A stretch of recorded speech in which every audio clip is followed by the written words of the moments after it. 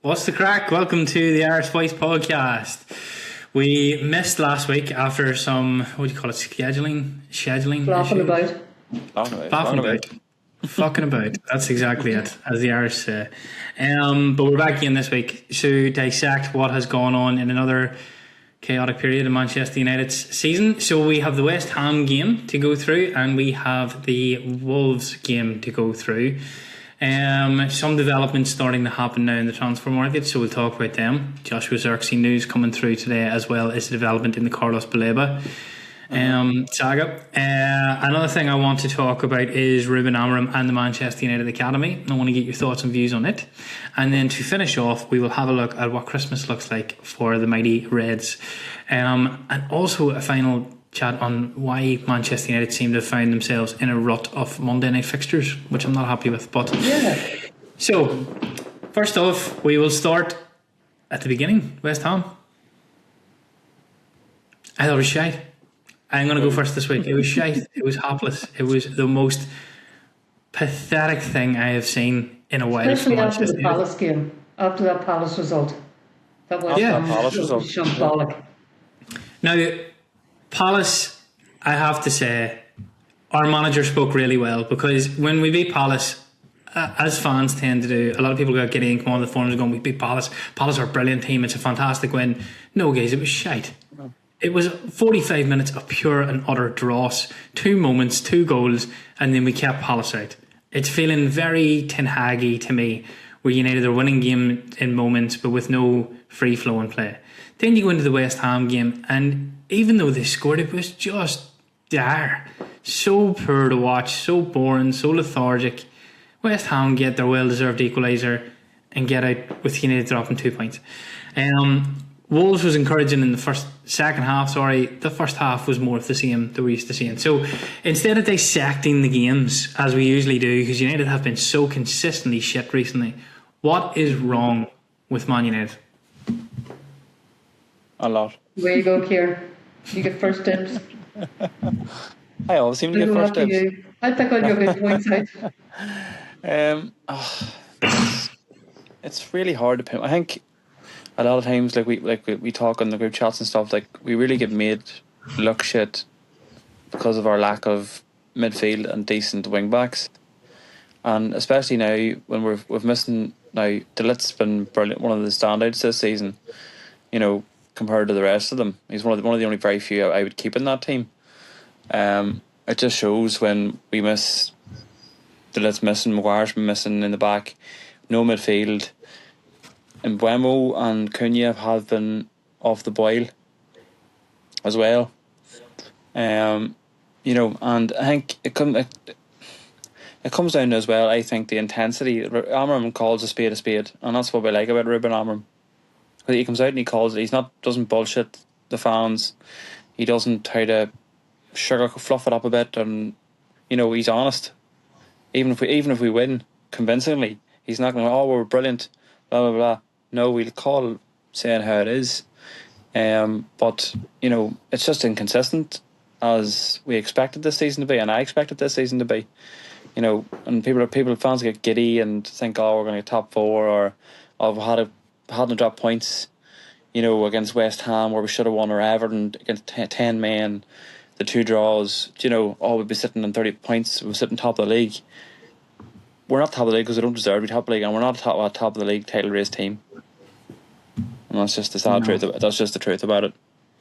We're fortunate enough that this year everybody's taking points out of everybody. Sorry?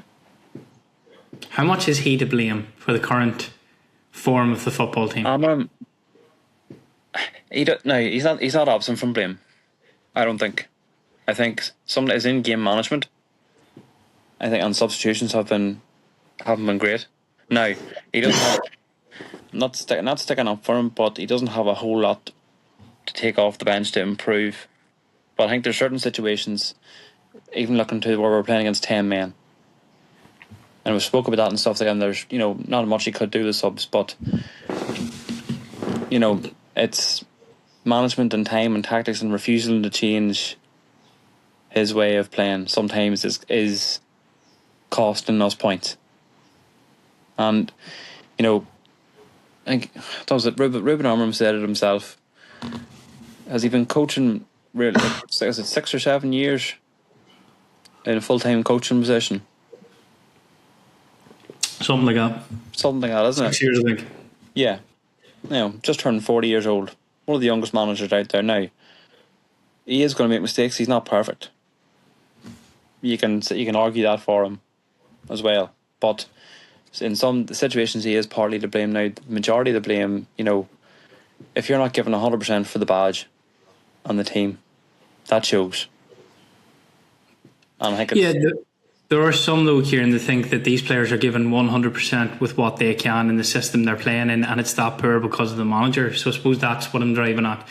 Is there a foundation for that argument? Is the manager intentionally making the team look worse than it is by being too unyielding with this system? But it was the same with Ollie. It was the same with Mourinho, same with Van Gaal. All the system, the tactics. Get the manager out. Do you know what I mean? And it's a cycle going round and round and round. Oh, the manager, just making his tactics not too hard on the players. The training is too hard. Blah blah blah blah blah. If you can't hack it, get the F out of the club. But is that realistic? Not real. It's not on a scale of wiping out 10, 12 players, and we know that. But for me, it's encouraging to me in the last couple of years, since Abraham took over and Neos took over, that there seems to be a form of a plan. And they've publicly backed him and said he's here 3 years and he's basically going to get his rebuild and clear out gradually over a few transfer windows. Yeah, I mean, I was happy to see that. Mum, over to you. Is it an Amorim problem or is it a United problem? Who is to blame for how bad Manchester United are at the minute? Because even in the wins, I'm not seeing a whole lot to jump off the seat about. In fact, it's beginning to frustrate me, especially on the Monday kickoffs, which we'll talk about later. You go into work on a Monday, you're thinking, I'm buzzing to watch this tonight. It's United versus Wolves. We really should be ripping up trees tonight with the form. And they do a West Ham. In the first 45 minutes, they just walk through the half as if we're the Premier League champions and 3 points should be handed to us. Where do you see the issues? Well, I think that the intensity isn't there yet. I think we're a bit lethargic and slow in the build. In our first half, it either takes us scoring or the opposition scoring, to get that intensity going. Where Amorim's concerned, I think if you haven't got all the tools that you want at your, what do you call it? Disposal. Disposal, sorry. If you haven't got all the tools at your disposal, you have to be adaptive. You have to work with it. But that's what I mean. That's his big drawback. That's the big bird bug with me. That's okay having your philosophy and all that sort of thing, Kieran, and playing your system. When you have all the jigsaw pieces there. But he hasn't. And he's not adapting. And it's my way or the highway. Now, some of those players that he's trying to mould into roles, they'll not be here in the summertime. So that's my big thing with him. Is he solely to blame? No, he's not. But players are struggling within that system. Yeah. And I think that is the biggest frustration for even the most sceptical of fans. Like, I am pessimistic, as we all know, when it comes to Manchester United, because they consistently get things wrong, and it's very hard to have any faith in anything that United do. But I have to say, even I can see the vision from Ruben Amorim. I think the two energetic box-to-box midfielders would definitely change how the system plays. I think if they get that, Bruno Fernandes will move up and rotate amongst the 10s and the false 9. I think that he'd be played in a lot more of a creative position.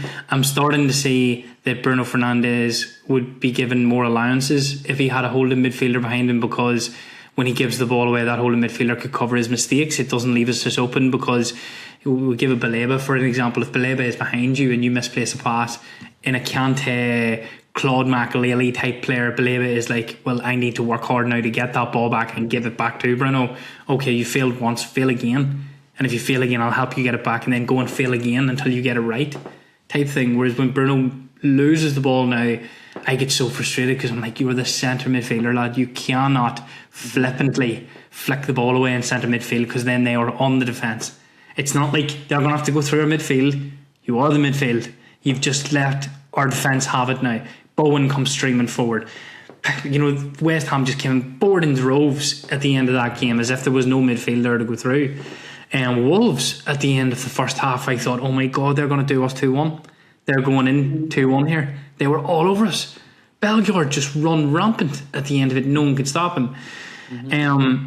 But the blueprint is there from Ruben Amorim. But the pessimist in me says, you're not going to get what you want in January. So how long do I have to suffer as a Manchester United fan? Are you writing off my expectations on the 10th of December because you don't want to play a different system? Is that fair to say? I don't think there's any expectations from the board. We're Man United. There should I be. know we're Man United, but this, I agree with Kieran. This should be a proper rebuild. This man should be given 3 years to get all the personnel in that he needs to play that system that he believes in. And it'll be this summer. I can't see any. Here's a name for you that they're looking at for the January window. You ready? I know. Like, I'm a bit scared. Who? I'm a bit scared of this now. Who is it? Ramos. Sergio Ramos. Yeah. Sergio Ramos on a free is available. Sergio on a free Ramos transfer. is a free agent at the minute. No. That's the name that's coming up. Unless they're using Man United, but he wants to come to the Premier League apparently. It'll be in a short contract, but this is what I read. Short contract. I don't know whether that's January to June or whatever. But January to June. yeah. I'm a massive Sergio Ramos fan. Huge. But he's done, for crying out loud. yeah, I wonder to play. I mean, the man still keeps himself in impeccable nick, right? Oh, he's in great nick. You would have to look at what Chelsea's defence became after Thiago Silva, because Thiago Silva galvanised a struggling Chelsea defence, and then they weren't the same after him. But the jury's out. Ramos hasn't played at a high standard in a while. He's been out in Mexico, hasn't he? Yeah, is it Monterrey or Monterrey? Yeah, he went out and did that project. He's also going to command a huge amount of money. Yeah. Yeah, big wages. He's still a huge name. You know, weird. Mixed in. I'm a huge fan. But, You know, especially with fucking psychopath case. Yeah. Be interesting when we play Liverpool then, won't it? Yeah. Just bring him in to break carries himself in such a manner like butter wouldn't melt. You know, he's a family guy and he's so friendly off the pitch and he's friends with Ronaldo and everyone that's played with him loves him. He's a maniac. Well, maybe he could teach those young ones the dark arts. I don't think the Sergio Ramos way of playing the game exists anymore, Mum. I think the referees are clamping down on that. Like when I say that, they are as well. For context, anyone that hasn't fully gone through the storied career of Sergio Ramos, maniac is an understatement. You were talking about a man that will flippantly get sent off if he loses his temper on a football pitch. He is not just dark arts. He's vicious. He's a thug. He has been a thug from day dot. He's a very physical defender, and if he gets caught with the pace of the Premier League, like Casemiro, we're seeing with Casemiro, he won't be all smiles and graces. He'll get sent off, Mummy. He'll get very frustrated and he'll start kicking people and lifting people, and he could spend more time on the sidelines than he could on the pitch. A Sergio Ramos from 3 years ago, maybe when he was at PSG, but now I just don't know what is the Sergio Ramos of now. As I say, it could be using Man United's name. Be looking at he could play where?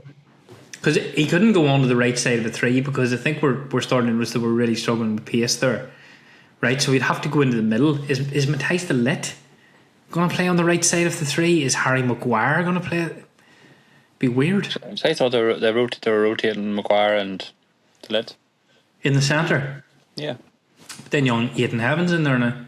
Or Didn't do sometimes, well, I know well. I know sometimes they play to let in the middle, Maguire on the right. I think they might let Harry go. Well, there's also talk about Harry Maguire and Real Madrid looking at him in January. Word on the street, guys. Word on the street.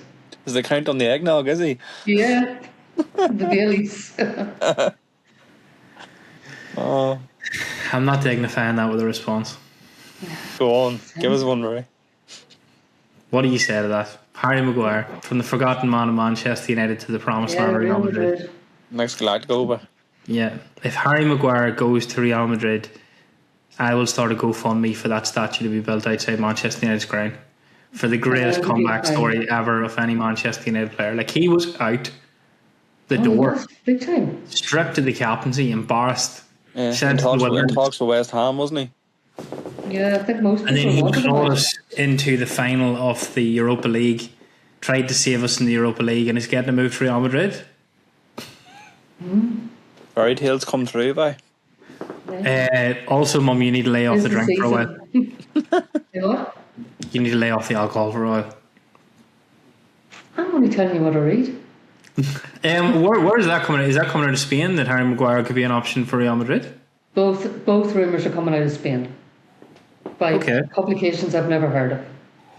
So, but I just thought I'd throw it in there, because Entertainment, at least. Right. I don't see Harry Maguire stripping out in a Real Madrid shirt, I have to say. And I do not see Sergio Ramos in a Man United shirt. Although, now that the seed has been planted, I can picture it in my head, and it does look, even if he's crap, absolutely glorious. Looks good, doesn't it? Oh, yeah. But I do think, on the subject, look, not to take away from talking about the games that have come beforehand, it really has highlighted that Manchester United needs strengthening everywhere, guys. Not in the key positions. And Brandy, a friend of ours that supports Manchester United, was talking about this the other night, and he was saying that he doesn't believe the centre midfield is as important now as the wing backs. He thinks the wing backs are killing Man United, and that Casemiro and Bruno Fernandes are having to do too much because we have no outlet on the right and the left, so too much is coming through that middle. I personally think it's the centre midfield, but you could make a case for every position in Manchester United. I had this with Brendan the other night, and we were talking about it, right? So give me your thoughts. I think United need a full 11, not of starters, but I think United need a goalkeeper to a centre forward. Every position on the bench, they need a player. Are there any positions you can think of in your head right now where you're sitting thinking, no, we're covered there? The 10 positions. Yeah, I think so. the centre backs as well. Up top, I think we're okay. Who plays when Mbeumo goes to the AFCON? Mike and Cunha. My personal opinion, Bruno and Mount. Yeah. And Cunha is a striker, and put Manu in midfield with Bruno. Mm-hmm. Or Casemiro, but he's not. Well, if that happens, And if Kobe Manu pulls up with a hamstring injury, we're stuck with a Ugarte. so Ugarte and Casemiro play midfield to keep Bruno in there. If Bruno pulls up with a hamstring, who goes in the right 10? Look, we're being shut down here. Has to be Ahmad. Oh God, he's way at the They're hypotheticals, but I mean, like, I do get where you're coming from. Maybe the 10s are okay, but I would think, you're talking Mount and Cunha on the left hand side. Yeah, and you're then talking back and then. Yeah, if you're playing the game fair, right? If you were not moving the chess pieces around the board, okay. Bruno Fernandes doesn't play as a 10; he's a midfielder. Yeah, but he can play as a 10. Yeah, but He is a 10. He is a 10. But it's not exactly cover, is it? You're compromising your centre midfield to play a 10 to cover a starting 10. Yeah, but Do you know what I mean? Like, I know what you're saying, but you have 4, 5, 6 players that can play in those two roles. That's what I mean. I think at the minute you don't. It's the point I'm trying to make is if Bruno Fernandes is a centre midfielder, Kieran, right? Kobe Manu is not trusted by this manager, so Kobe Manu cannot be counted as a starter. If you keep the team the same and you don't move the chess pieces, you don't move Bruno Fernandes into the 10, when Mbeumo goes, there's no one else in the squad bar Bruno Fernandes can play there. So you're missing a right 10. Because Ahmed Diallo, as we argued 2 weeks ago, is not a right 10, he's a right wing back. Yeah. Right? So you've nobody to cover Mbeumo. Joshua Xerxes dog shit, so I'd argue you've nobody to cover Sesko, although I seen a break in today that Xerxes not going. Cunha and Mount is probably the strongest side of the pitch in the whole of Manchester United's team. You have two players there that I trust to play the left hand. You move into midfield, he doesn't trust Kobe Mainoo at all. Bruno Fernandes shouldn't be playing centre midfield for starters, okay? So we move Bruno Fernandes out and put him up into a 10, and then you've got Mbeumo and Bruno when they're fully fit, so maybe that's sorted. That means you need 4 midfielders. You've not one left wing back that we trust, so you possibly need 2. You don't have an established left centre back because Luke Shaw is not it. Lissandro Martinez has only come back into the team. Matthijs de Ligt and Harry Maguire, question marks. Are they good enough to play there? Right sided centre back, we only have Lenny Yoro. Right back, Amad Diallo could be the right wing back, although he's getting dug out again, Mum, for his defensive contributions and how weak he is at getting back. And then you've got Mazaru and Dallo. And then you've got the goalkeeper, Bayender, as the backup. Shite. So do you know what I mean? When you start stripping the players out, my point is Manchester United need 11 players. They need a squad. Yeah. You know, that's I think I said that the last time. Like, one of the big weaknesses compared to a team where we are at the minute, trying to get back into Europe, and the teams going for the title in the title race, is the squad. From 1 to 23 players, having the quality to swap in and swap out, and not losing an inch. Where do you fall on Joshua Xerxes as well, though? Yeah. So Joshua Xerxes got his goal, right? Yeah. Got playing in the West Ham game, Mum, over Mason Mount. What's your verdict now on Joshua Xerxes? Well, he's not going to get Player of the Year. I know that. So no, honestly, do you see a player there that can be utilised still, or for me, he's a utility player. Do you know what I'm saying? He can up be front. used when, Up front. Yeah, he can be used through injuries and it's a second choice basically. But I mean, in the long term thinking, in the long term, right? So we go beyond long term, he's going. He'll either go in January, he'll go in the summer. Yeah, definitely. You wouldn't have Joshua Xerxes in your squad if you were going into the Europa League. You wouldn't want to be playing him. No. Not forget the Champions League. Europa League is the standard we have to aim at. Cunha and Mbeumo, really happy with, yes. Yes, definitely. Oh, yeah, absolutely. Sesko, give it time. Yeah. Bruno and Mount to play in the 10 positions. Mount's been Yeah. He's been phenomenal. It has. Bruno Fernandes, we all know, has the qualities to play up there, right? So we're happy, I think, partially with the attack, but we need a striker. Yeah. Preferably a Premier League competent striker if it can be done.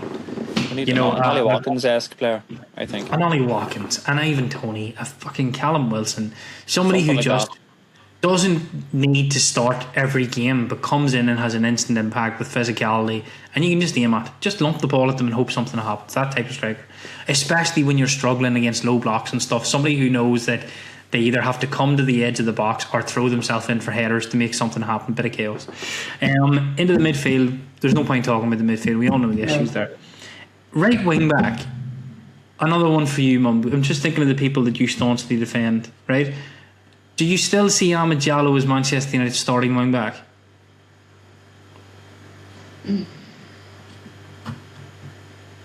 No. And I'll tell you why.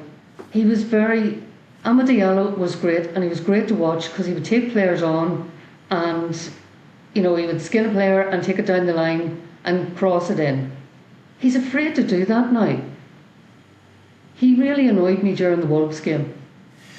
He was passing back, and I don't think that's part of his game, that defence. That it's not. We need a player like Dennis Irwin, like Luke Shaw's prime. Amad Diallo dribbled and lost the ball 7 times in the Wolves game, in my opinion, from overplaying the ball. Myself and Lee were going back on this one. I don't like Amad Diallo in the right wing back. I think he overplays it, and I don't think that's a confidence thing. I think it's an overconfidence thing. He's starting to play like he's a superstar, and that he can beat 2 and 3 Wolves players as if Wolves are beneath him, and he kept running into trouble and losing the ball. So yes, there was the passing back moment, I did see that, but he really frustrated me the amount of times he just wouldn't release the ball. Yeah, too late. Just running into people, thinking I can do it all. I'll either walk it into the box and pass it at the last minute, or I'll walk it in and I'll have a shot. And they just knew what was coming. They gave him enough room to run into a space where they could close the gap on him, suffocated him, and took the ball off him. And he just kept doing it. The lad is not a wing back. He definitely is not a wing back. He's a 10. And I think he's only playing that role because that's the only role that he knows he'll get picked for. And he's not an established older player to turn around to the manager and answer back. You know, it's like he doesn't strike me as a Garnacho type player or person. Sorry, but that's the only position that they can shoehorn him in at the minute. Do you understand what I'm saying? And I think he realises that. But he's not. That's what I said. Do you like somebody like Roberto Carlos or somebody like Patrice Evra or something? Do you know that or can defend? You took such a dramatic drop up in standards there that it was hard to keep track. You went from Ahmed Diallo playing right back to Roberto Carlos and Patrice Evra, mum. Yeah. You literally, if this was FIFA, you went from the 65 straight into the 90s and didn't even consider the middles. It was ridiculous. What a glow up Ahmed Diallo's just had. He's went from a middling right wing back to Roberto Carlos. What we need is that type of player. Not that I'm comparing him to Ahmed Diallo, because Ahmed Diallo. Sorry, Kieran. No, that's the Man United standards trap. We're all holding the Man United as the. No, but that's the type of player you would go for. That type of player, that level, that competency, that somebody who can defend as well as attack. Yeah, I know what you mean. Fluently. Yeah, I know what you mean. Yeah. No, I know what you're driving at there. I just think that he's not a right wing back because he can't defend, and I think Ruben Amorim is being taken out of context a wee bit at the moment. Do you know when he turned around in the Everton game and he said, really, we should have an Ahmed Diallo out for the left hand side as well as the right hand side? I think what he was driving at there is, I don't have right and left wing backs here, guys. I'm having to play Diallo in right wing back. Diallo is the sub you should be taking off the bench in the last half hour. It's when you realise that the game plan isn't working with your defensive wing back, your person crossing and whipping the ball, so you go to the right winger that can run with the ball and drive into the box. And I think that player profile of a wide player that can whip the ball in and a wide player that can cross the ball and create chances isn't there on either side at the minute. So United need to find that. I think he will persevere with Dorgu. I'm not expecting him to go out and sign 2 wing backs to play on the left side, and I think he will try Ahmed Diallo in certain games and possibly keep Diogo Dalot for a transition period. But I do think United will go in the next 2 transfer windows for a right and left wing back. 2 people that are proven crossers of the ball. I think they have to. And I think to get back to your point, Kieran, or maybe you made it, Rory, like there's no strain on our players now because we're playing 1 game a week. We're not in Europe. We're out of that Carling, Carabao, whatever cup you call it now, right? Carabao Cup. But if we are in Europe next season, we're going to need, you can't play, you're going to need a competent squad that you 1 in, 1 out, and there's no difference. There's no fall in standard. Yeah. We're getting away with it this season because of the lack of games in Europe. Yeah. And to that, I think I stand by it. I honestly believe Manchester United need to be able to compete in Europe, Champions League quality, 11 players. Yeah. Backup goalie, left centre back, right centre back, right wing back, left wing back, 4 midfielders, and a striker. I think that's what I have in my head, that I think we will do some business in January, and apparently there is financial freedom to do it in January this coming. Well, yeah, there is financial freedom, Kieran, but it's persuading all the clubs to sell their players. Moving into the debate of players and names that are mentioned. I was counting on Josh Buzarski to leave in January. Now, apparently, United didn't show any indications to Roma that they were willing to sell Josh Buzarski because they're worried about the state of things up front. two things on that. First off, that does not look great for Cheeto Obi, who apparently is pushing to be included more and more in the senior team, and has basically been told that we rate the 101st best striker in player in the Premier League in terms of goal conversions ahead of you, because he's a yoke.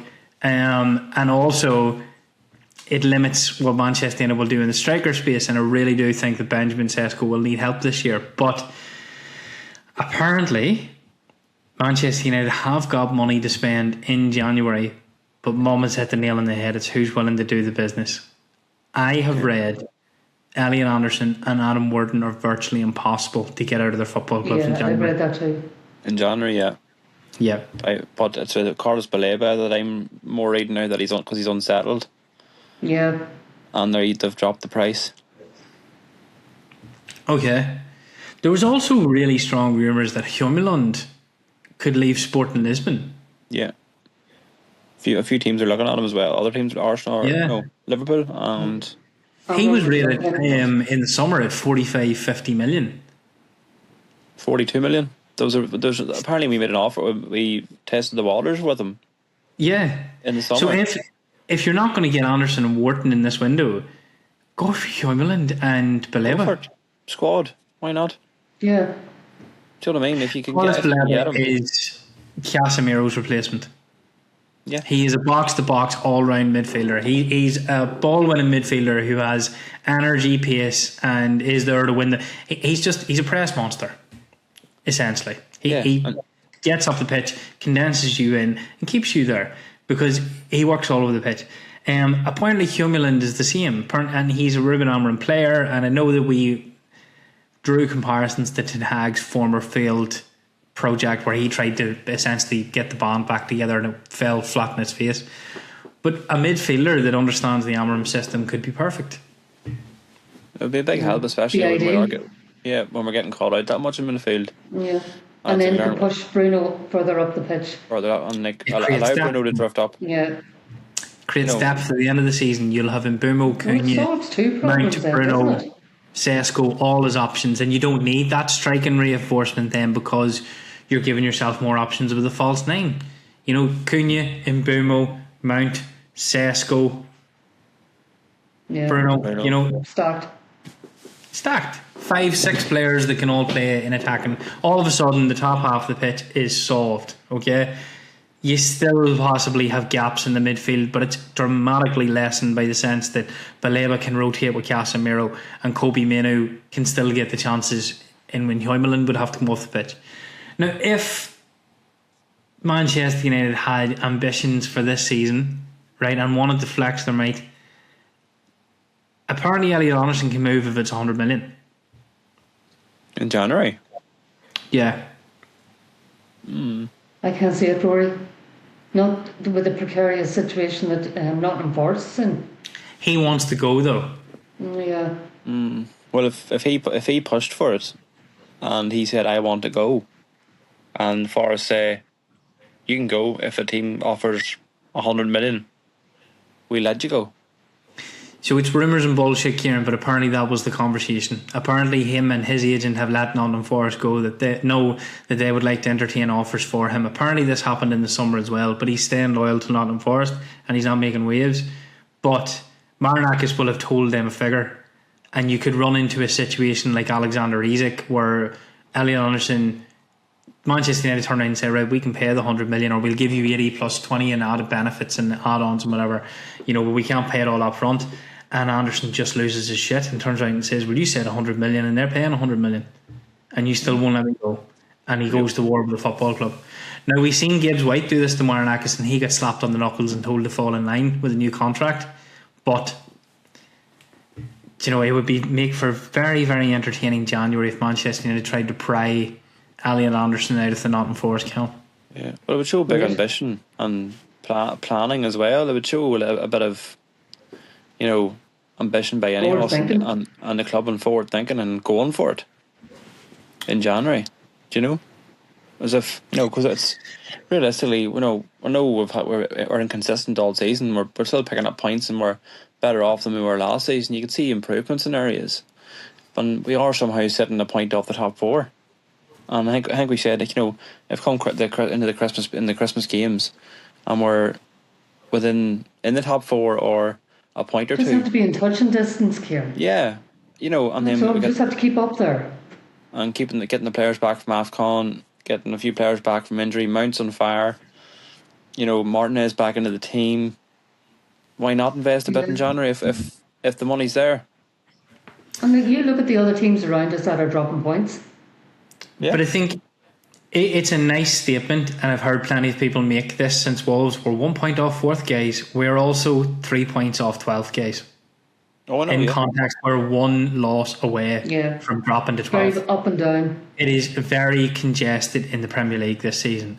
We are 6 points away from dropping into 15th and potentially being relegation candidate. In the Premier League can flick in a week, especially with the congestion of Christmas. You lose 2 games, Bournemouth beat you, you lose the one after that, Newcastle put 2 wins together, all of a sudden Newcastle are sitting in 5th and we occupy their 12th spot. I don't think the Premier League has offered a true reflection of who's where yet. I think end of January will be the tell. I think it could be later. Yeah, it's been the craziest season I can remember in terms of just the competition. Nobody is lighting it up. Chelsea have started dropping points. They have joined us all in the scrambled chaos. Man City and Arsenal are pulling away now because they have the quality to pull away. Liverpool, we all know the situation there.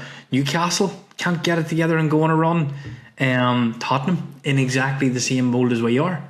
Meltdown over their new manager. Some fans believe in the project. Some fans are having meltdowns and want him gone already. It's a mad season. Seems to be we all, like the teams you just mentioned, like we've all seem to go on this mini run of wins and good form, and then drop off, and then pull it back up again, and go on another run of a couple of games of positive results, and then I think the teams turned the corner. Not just United, but Chelsea and Spurs and all that, and then they fall off the cliff again. It's just everyone's as inconsistent as we are, and that's why I'm saying just temper expectations when you say we're a point off 4th, because so many teams can be in the same position, and then all of a sudden it'll get away from you in your 12th, and all it takes is a win or two to climb 5-6 spots in the Premier League table. So it's a bit of a false dawn for a lot of clubs now at the minute as to where you are. I think if Manchester United can stay top 10 going into the new year, that's progress. If they stay in the hunt for 7th at the end of January, I'd be really happy, especially with how poorly we're playing. And I think that can't go, that can't be ignored. United are not playing well, guys, at all. No, there's a lot wrong. But that was sort of my point as well. We're in a false position because other teams are dropping points. There's a lot of teams that aren't they're as inconsistent as we are. 110. I've stopped putting money on the football because who can predict it? It's nuts, absolutely nuts. I mean, you take there at the weekend as an example, right? Brighton are right up the top of the table. They drew West Ham the same way we did. When we did it, it was a meltdown. When Brighton do it, it's just expected. You've got Chelsea drawing 0-0 with Bournemouth. Could you say that's expected? Bournemouth are a good football team. City smashed Sunderland. For all of us struggling with Sunderland, ourselves beating them 1-0. Liverpool struggling, dropping points from City, smashed them.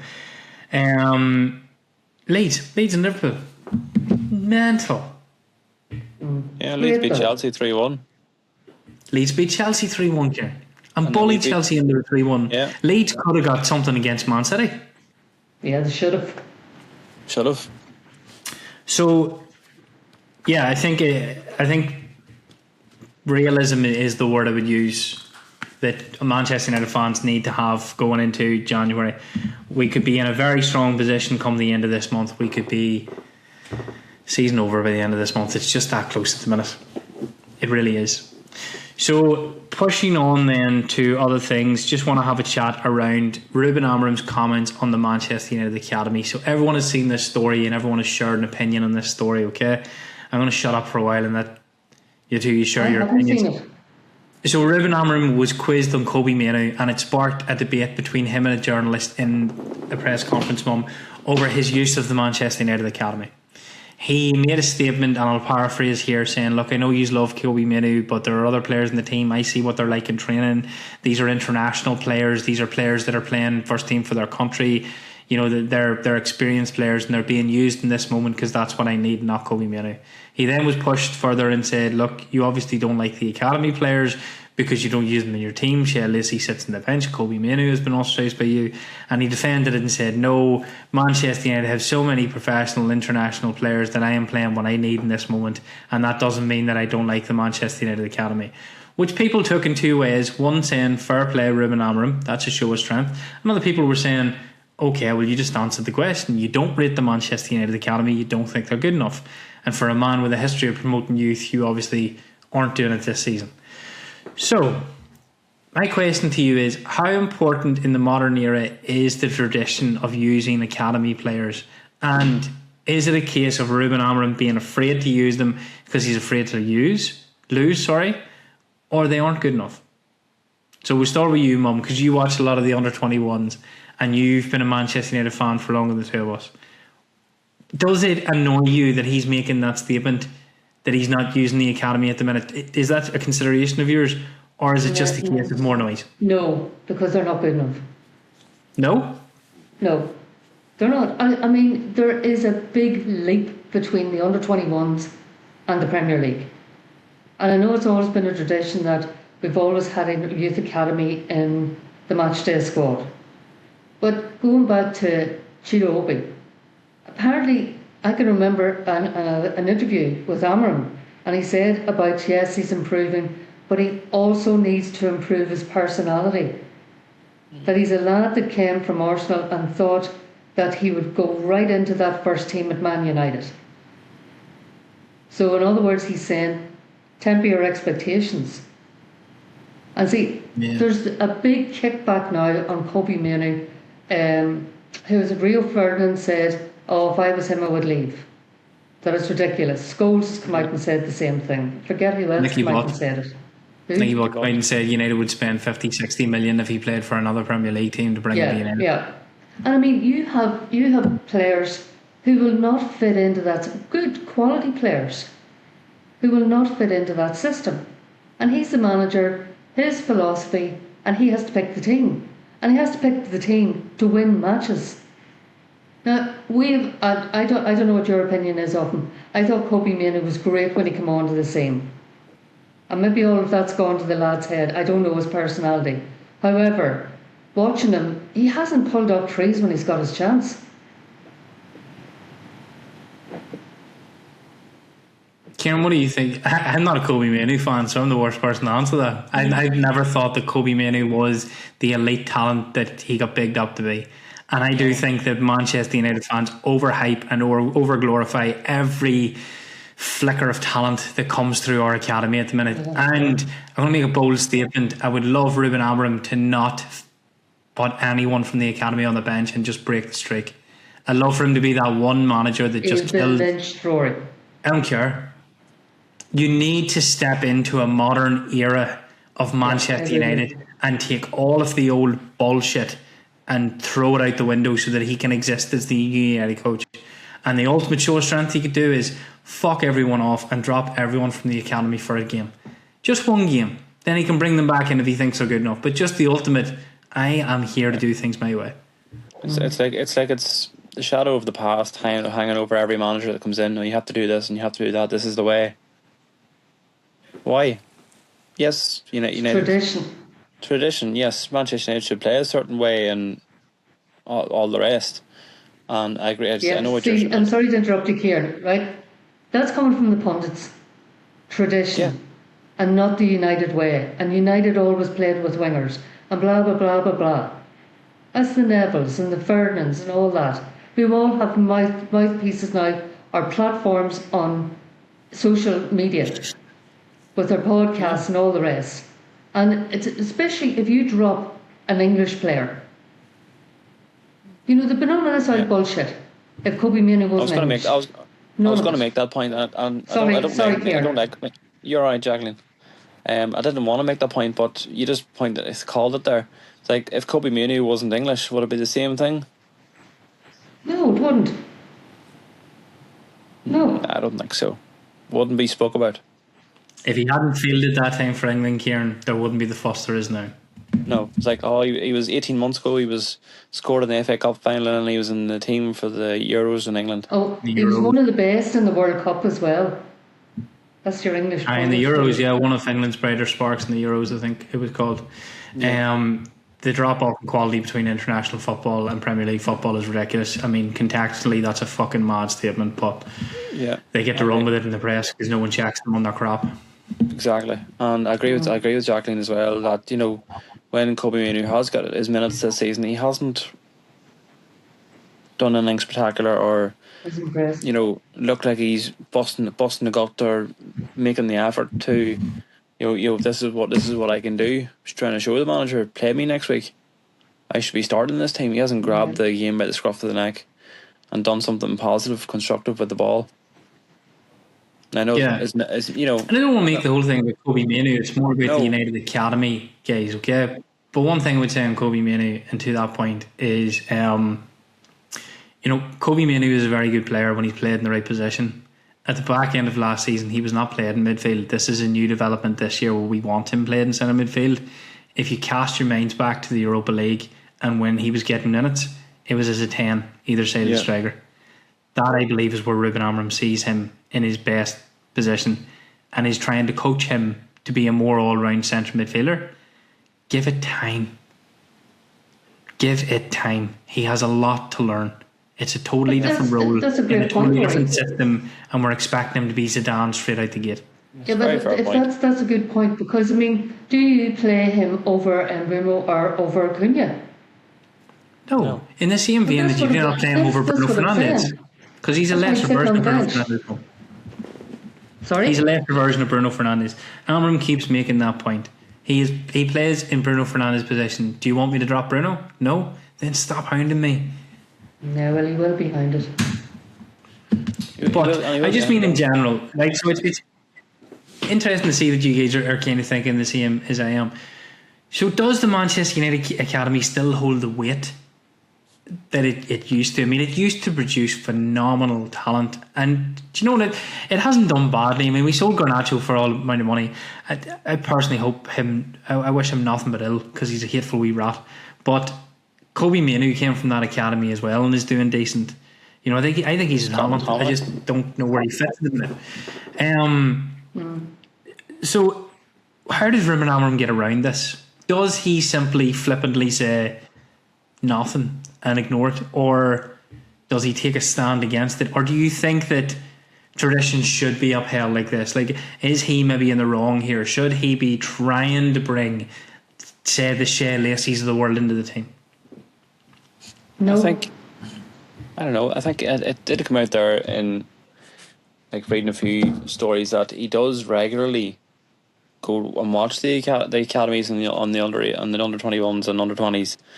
And the train with the first team, Kieran. So he knows with the first team. Yeah, and he brings some of them into the first team as well. I think there's a lot of hype around JJ Gabriel, 15-year-old. Yeah, he's very young though. Very good player. Did I not see the Barcelona trying to get him? He started there for the under 18s.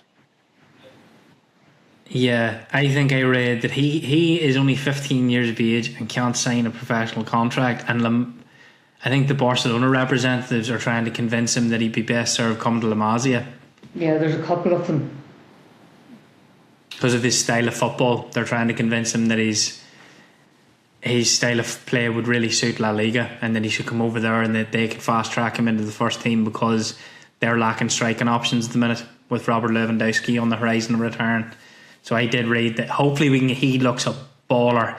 I seen his goal from outside the box, and he's just such a confident finisher, just such a natural finisher. It's a great wee dribbler as well.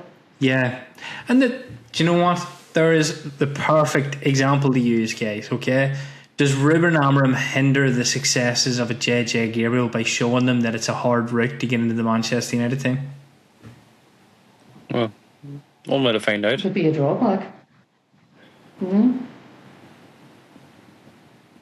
Is it something JJ Gabriel will have to consider in his thinking? Why am I staying here when he is clearly arguing with the press that he shouldn't be playing the youth players anyway. Well, apparently he was Unless going to you're go. supremely confident, believe in yourself. Yeah, apparently he was going to go last year. Only the JJ was meant to be leave United last year. Only he was in a crisis, like urgent meeting with the youth setup and Wilcox and the management that to stay in the vision and the plan for him, and he stayed. That was today. Was it Luckhurst or Laura Battelle put these things up today? Manchester Evening News. No, it was on X. Am I way off the beaten track that I read that JJ Gabriel is Irish, but the English are trying to claim him as one of his own? His father's Irish. That's the one. His daddy's from Ireland. Yeah. Oh, don't know that. Boom. There's no way. You just never know what impact a dad could have on his son, Mum. Yeah, no. Yeah, like Grealish and Rice. I think that's on. It depends. Did JJ Gabriel grow up in England? I don't know much about his. Not much about him, but yeah. Yeah, well, look, I'm going to digress massively here, but I have to give my 2 cents in this, right? See, when we call Rice and Grealish traitors because they came up in the Irish teams and then they went over to the English teams, those lads are English. Go and listen to one interview from Jack Grealish and tell me that he's fucking Irish. Do you know what I mean?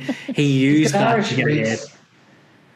I mean, it's ridiculous. It's the same way when the English were trying to say to Evan Ferguson, so who do you think you're going to declare for? Ireland? Do you not think that you would go for the English route? No, I grew up in Ireland. Where is this coming from? Like, if you're from that country, you're going to declare for that country. Yeah. It's a no-brainer. Yeah, I just need to hear JJ. I think it's because those two lads played for the Irish youth. And I get that, but that's the thought to make that transition. They're English lads. When England come calling, even if I was an Irish lad and I grew up playing in the Zimbabwe youth team, if Ireland came and called me, I'd have to turn around to Zimbabwe and say, I'm really sorry, lads, but I'm playing for Ireland. Do you know, because you're from there, is the point I'm trying to make. But to the youth team, the last thing I want to finish on is, Mum, you watch the youth team more than we do. Is there anyone in the youth team you think should be given a chance that's not getting it? There's a couple of them, they're good wee prospects. But as I said again, not ready yet. I would leave them in the youth team. But I'm glad that Ruben Amorim is taking them in and integrating them into the first team in the training ground. That's what, a lot of managers say, like, oh, such and such isn't, the pundits ask, such and such isn't picked.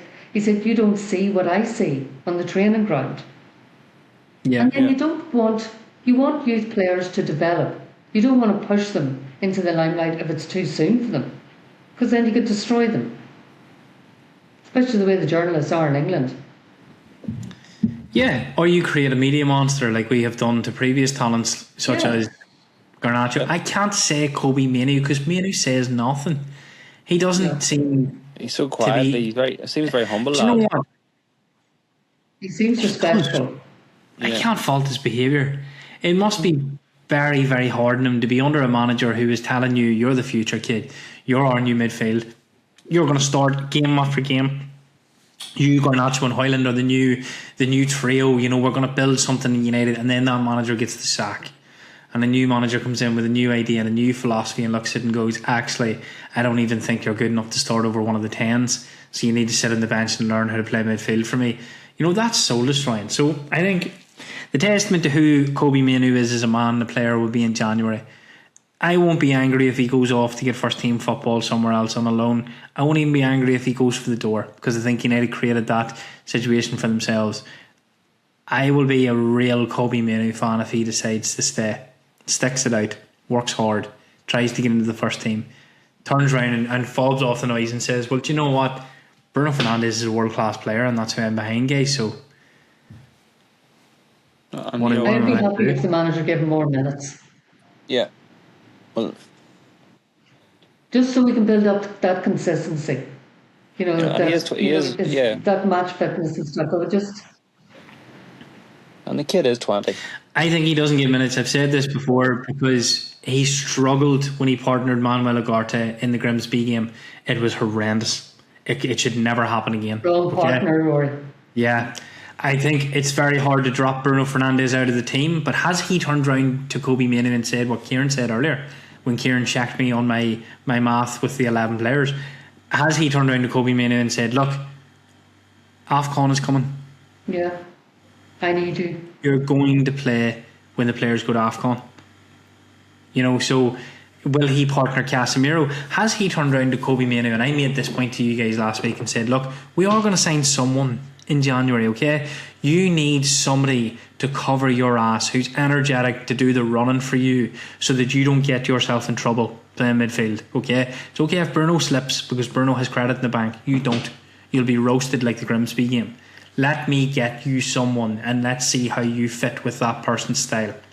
Let's see if we get Baleba, can you play with Baleba? You know, that sort of partnership. Albeit if we sign Baleba, he's at AFCON anyway. So, but do you know what I mean? I think his message will consistently be to Kobe Manu, patience. You're not there yet. Doesn't mean you're not going to get there.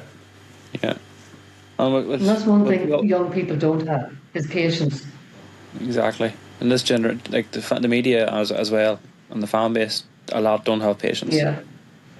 You know, and like you look at these players, like, players, like some superstar world stars are already at 19, 20, like the Yamals and Mbappes and all. You're both between them, Kieran. Exactly, very very rare that happens, and I think we sometimes forget the age of some of the players, and that they show flashes of brilliance and we reward them with big contracts, which has been a mistake of Manchester United for so many years, and then we can't sell them when we realise they're not good enough, or we push them we've elevated them on a pedestal, and we shouldn't have. And we should have let them develop, and we should have had a better transfer market strategy and not signed the name for commercial reasons, which is coming to Bruce now over the last since 2013, since Fergie left, maybe slightly before, but the transfer there hasn't been right. We all know it hasn't been right for a long time now, and we've made monsters out of it, especially with the young talent we've had at the club. Yeah, you know, and I hope you're right. Rory, I think that's if we go. Sorry, man. I think that's where we go back to the Sergio Ramos transfer signing, and it's what Sergio Ramos are we potentially getting? Is it a short-term fix where Ramos wants to go to the World Cup and he wants to come in and have one last push to get into that team, and therefore we milk the last ounces of talent out of Sergio Ramos, and he sets standards for young players at the club and he shows them the work ethic that it takes to be a world-class defender, which he was. Let's not forget how good he was. He is top tier. He will go down as, in 10-15 years time, when we're talking about the better centre-backs you've seen in your lifetime, someone will mention Sergio Ramos and your head will go, yeah, do you remember him? Unreal. Had it all. Could score goals. He was brilliant. But it feels commercial to me, as Kieran rightfully says. It feels very short sales to me. He's still got the name. He's finished. He comes in, sells shirts, and could be a bit of a monster if he's not picked. Could be a bit of an ego monster. Yeah, it could be another Ronaldo. Yeah. So I'm nonplussed. But brilliant point, Kieran. Yeah, I think that is the big drive for Manchester United moving forward. No more commercial bullshit signings. Yeah. And like, that's why, like what I said earlier, like, I just have the past few years I haven't been any way confident that, we're doing anything. I know it's hard to do business in January, but I know something tells me there's something in the works. There'll be something done, whether it's a plaster over it, the midfield issue, or it's a temporary fix or a loan or something like that. There, I don't think if they have any ambition and with the plan they said they have, that they can't sit and do nothing in January. Especially if we're not that far away, from achieving our goals this season. And if they do get a superstar or a big signing, like first team signing, even one, it can't hurt our chances of finishing in those Europa League. Might be luck our way into the Champions League's fifth spot. Something you never know the way this season's going. Yeah, I think what the main positive I'm seeing from the new cohesive unit, Manchester United, and this is the best compliment I can pay them at the moment. You guys were adamant that Manchester United weren't a million miles off last season, but the attack was impotent. It was poor. It needed strengthening. They bought him 2 10s and a striker. They looked at it and went, okay, that's an issue. We're going to get Cunha, we're going to get Mbeumo, and we're going to get Sesko. Issue solved. It'll solve itself now. When it clicks, you'll have your goals.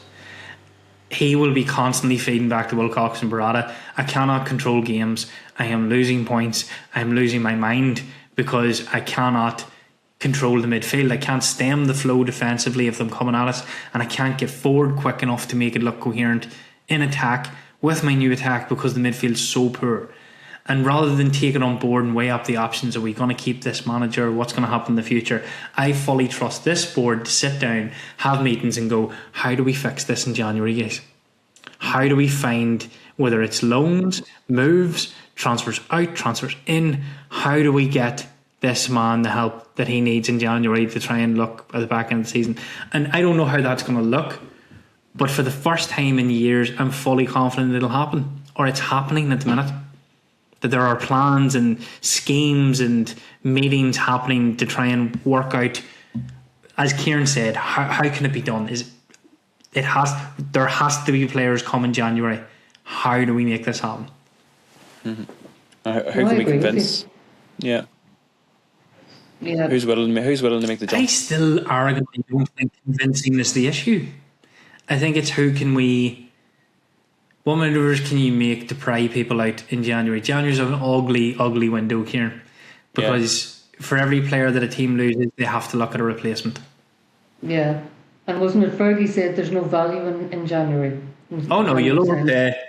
You're going to mess around, and you're going to get done. But when you have the flaws and the gaping drawbacks that we have, you simply have to just accept that it's going to happen. Please do not get angry if you see overpaid transfer fees. To refer back to Elliot Anderson, right? We're not the only club that's looking at that lad. So if I was the United board, I would go in January. I mean, we'll not be the only ones looking at him in the summertime. I would go and I would stem off a bidding war and say, what do you want for him? I want Elliot Anderson more than I've wanted any player in a long, long time, Mum. I just think he's the answer. I think he's a pace setter. You know, he's not magnificent. He isn't brilliantly spectacular. He's not as good as Declan Rice before I say this, but it could have the same impact that Rice had on Arsenal because he has no flaws. He's very hardworking. He runs every blade of grass. He's a brilliant passer of the ball. He plays football brilliantly, and I just think in that system, when he has tight cover of 3 defenders behind him and he has options of 3 players ahead of him, he could be amazing. Absolutely. He's a good player. But there's plenty of growth. Don't Pogba him. He's not the answer on his own. He will need a partner. But he was one side of the equation. If he's the yin, go and find the yang. Let Elliot Anderson play higher with a more energetic ball-winning midfielder in with him. And once you get that energy right in midfield and Manchester United are able to stuff out losing the ball and not be as worried about that, I think you'll see a more free-flowing United. I think the defenders will feel more confident to shoot a ball forward because they'll be like, okay, well, this isn't going to come immediately back at us because they have to go through Anderson and Baleba, and they're not simply going to just let them waltz past. In fact, Baleba will probably take you down before you get past him. He is a yellow card merchant in most games, but I don't mind that because that helps your backline. Your backline get a bit of confidence looking at it going, right, well, I'm going to wing one in here to Sesko because if it comes back at us, Baleba and Anderson are going to be there before they get to me. Yeah, and the backline also push up more as well. And come more confident in the press and all over the pitch. Knowing that there's the covers there. Yep. Write your letters to Santa, United fans. We want Elliot Anderson. We want Elliot Anderson and Carlos Baleba. Yeah. And a surprise. And a surprise. Maybe a wing back. Who knows? A surprise. Cheeky wee wing back be lovely. Yeah. Look, guys, we're back for one more podcast before Christmas. It's going to be next week. We're going to do Christmas jumpers for the podcast. It can be anything you want. Your United hoodie if you don't have a Christmas jumper. I personally am going to wear mine because I'm very proud of it. And yeah, It's crazy to think of the amount of games that are coming up. We didn't even get to talk about Bournemouth tonight, but we've run over. So just very quickly, I think Bournemouth is going to be a draw. Mum? Yeah, I agree. Kieran? Oh, we're going to win.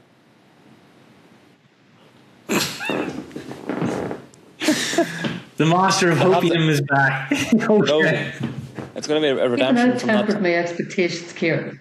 No, well, after that, the last game at Old Trafford Although we against are good Everton, away from home. you know, they're going to redeem themselves after that We Everton are game, good away from home. I think. Okay. Are we away or at home for this game? Home. We're away. Weren't we home to Wolves? No, we were away to Away Wolves, so Wolves. we're at home to Bournemouth, are we? No, I Yeah. think we're still away. No, it's Old Trafford. Are we home to Bournemouth? Yes. Old Trafford Monday night. We are? Yes, Yep. we are. Right. I'll stick to my one. He's sticking. I If had a bit of way, I would have went for the win. I went for the win, yeah. But I think that team have making up to do after the Everton draw at Old Trafford the last time, so maybe a 2-1 win. Yeah, well, Hopefully the lucky old 2-1. Old Trafford crowd. Yeah. United's next 3 fixtures are disgusting. You know that? Yeah. Yes, don't tell. Yeah. United play Bournemouth on Monday night, Villa then on Sunday, and then on Sunday. Boxing Day, for some weird reason, we got Newcastle. We need to get a result out of 1-0. And this is where I'm asking people to be realistic, because theoretically, if they do not go our way, United could be closer to a relegation fight than a fight for top 4. You lose those 3 games, especially with some of the teams around you that we don't want getting points, you could be in trouble. But positivity, I'm saying we get a point from Bournemouth. That's as optimistic as I can get at the minute. Well, who knows? Is what it is. Guys, thanks so much for listening to us. Check out the socials. Have a really, really nice Christmas. Good things could be on the horizon. Bad things We've could one be more on to the go horizon. until Christmas, look. Huh? One more. more to go until Christmas. Yeah, but it's the Christmas period. Have a bit of festive cheer. Don't let Manchester United get you down. I near threw something at the TV. I am in the Wolves game, and then we won 4-1. Yeah. Keep throwing. It can twist on a dime. At least Navidad and all that. Keep throwing. Okay, see you later, folks. Bye, everyone. Bye.